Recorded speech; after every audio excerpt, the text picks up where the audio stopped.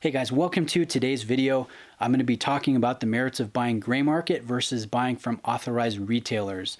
Now this video is geared more toward those of you that are just getting into the hobby. You're learning about different watches, you're having fun, you're researching, and I got to tell you, welcome to this slippery slope that is collecting and enjoying watches. So this is geared more toward you.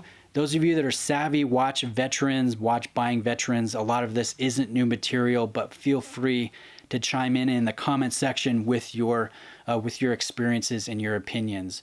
Now, I'm going to be placing in video of all these beautiful watches that I featured on the channel over the past year. Some of them I've purchased, some of them are borrowed, but they're all from either authorized dealers or gray market dealers, and I think you guys would enjoy seeing these more than my ugly mug as we talk about this topic. Now, there's something, I don't know, there's some prevalent thought processes within the watch community that you may have heard that I don't agree with, and one of them is, hey, buy gray market. You're getting a better price. You're still getting a warranty. It's just not a manufacturer's warranty. You're not paying salesman's commission and overhead and rent for authorized retailers. You're being smart and savvy. You're still getting the watch by gray market every time. And I think that does a little bit of disservice. It's not quite the whole story. So hopefully these opinions and personal experiences will be of benefit, and hopefully you can relate to these things. Let me tell you the story of when I first bought a watch from a gray market dealer. I bought a, an Oris Aquis, beautiful ceramic bezel, black, blue dial, sunray on a bracelet. I think I spent like $750 after a discount code from Joma Shop. And I was super pumped. And then I got an email from them saying, hey, we'll let you know when it ships.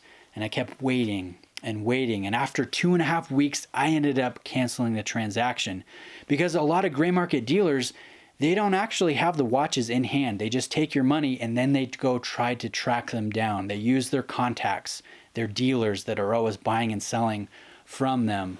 And so they are trying to find the lowest price to sell to you because they already have your money. They want to make as much profit as possible. So if you're buying gray market, make sure you're looking on the website, seeing, hey, this watch is in stock. If you have to get on a phone and call somebody and make sure, do that. Because waiting for a watch, you don't want to do that. You'll see things like, hey, usually ships within 5 to 6 days, or 2 to 3 weeks, or 5 to 6 weeks. You just don't want to be in that situation. Now, where do gray market watches actually come from? Well, that's the thing. There is no black and white trail. There's no history. It is gray. It's murky. That's why it's called gray market. That Oris or that Hamilton or that Seiko that you want to buy, hey, that could have been at an authorized dealer 2 months ago or 2 weeks ago. 2 weeks ago. It could be a brand new watch, and you're not going to have any issues. Or it could have been a new watch that was sold at an AD, returned, lightly polished, stickers put back on, sold to a dealer, sold to another dealer, sold to a gray market dealer. It could have been purchased in South America. Now it's here in Florida. You just don't know where they're coming from. You don't know the history. You don't know if, hey, this watch has had warranty work done, or if this is, basically brand new from the manufacturer. There's just kind of, I guess you would say, a roll of the dice with every time you buy a watch from a gray market dealer. You could be having an awesome experience, and I know a lot of guys that have had great experiences. Or you could have a really crappy experience and have issues and have to deal with kind of a headache. So let me tell you about one of my experiences in that regard. I bought a Longines years ago. It was that railroad edition, very beautiful watch. I got it in, I unboxed it, and I didn't take any of the plastics off, the stickers and tape that they say, hey, if you remove this, you're keeping the watch, right? And if you try to return it, there's going to be a restocking fee and all that stuff. So luckily, I didn't take any of that stuff off. And I wound the movement, and I went to set the time. I hacked the movement. I pulled the crown out to the last position, and the second hand kept going for like 6 seconds before it finally stopped. There definitely was an issue with the movement. And I made sure, I was careful, I always am, that I was not trying to set the time between the hours of 8 p.m. and 4 a.m., anything like that. It was just a faulty movement. And you guys, as the longer you're in the hobby, the more you'll experience these things. there is quality control issues, whether you're buying an inexpensive Timex or a Rolex or an AP. You're going to have issues with a mechanical watch from time to time. It's just, it's just part of the game. So luckily, I didn't take all the stickers off. I was able to return it. I don't think I had to pay a restocking fee or return shipping, but I would have to if I would have taken those stickers off. So just be aware, warranty work, it's important, and it's much more than just who is doing the warranty work, whether it is Omega or another private party watchmaker. Maybe they're on site, maybe they work out of their back room, in their house in Tennessee.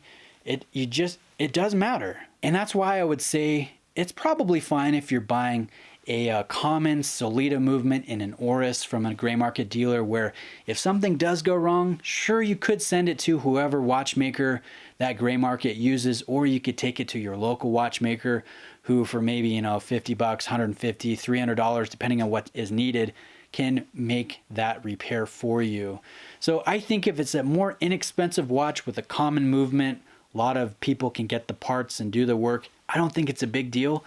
But if it's an expensive watch, a luxury watch, an in-house watch, man, I definitely want that manufacturer doing any work to the movement. Because, let's take Omega for an example.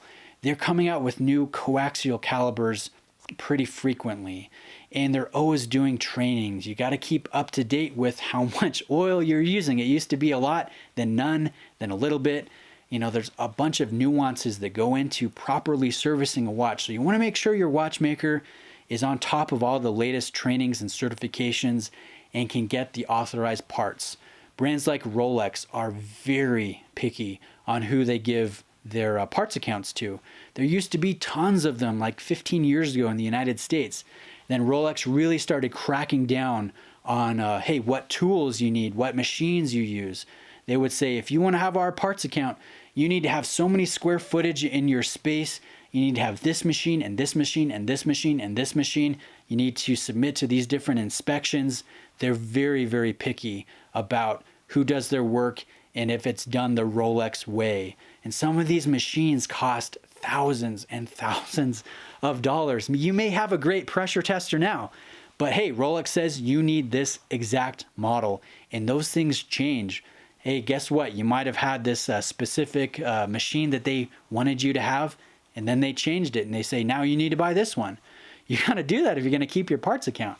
So if you're buying a watch with an in-house movement, you want to be able to get the authorized parts. And all these new movements, those parts aren't being given out to everybody.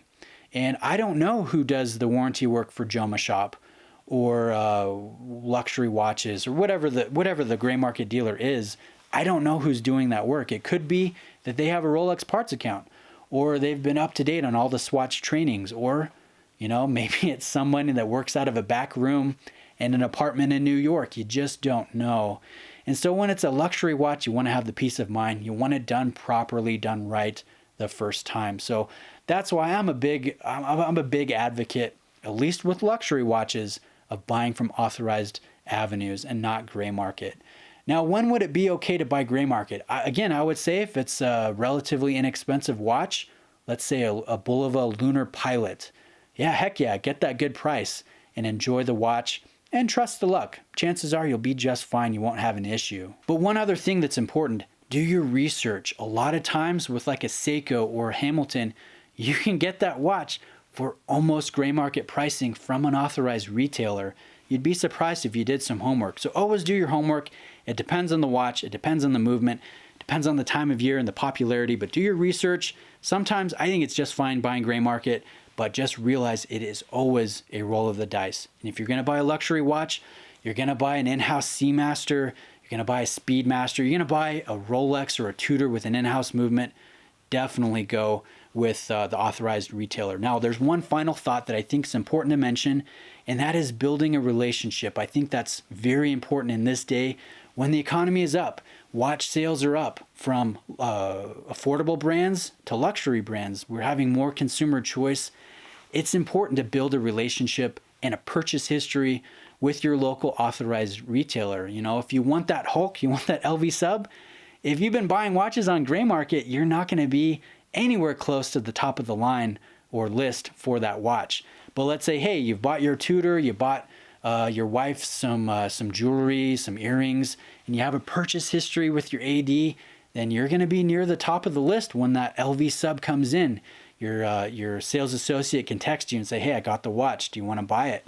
That's a great thing to be building relationships, purchase history, and networking.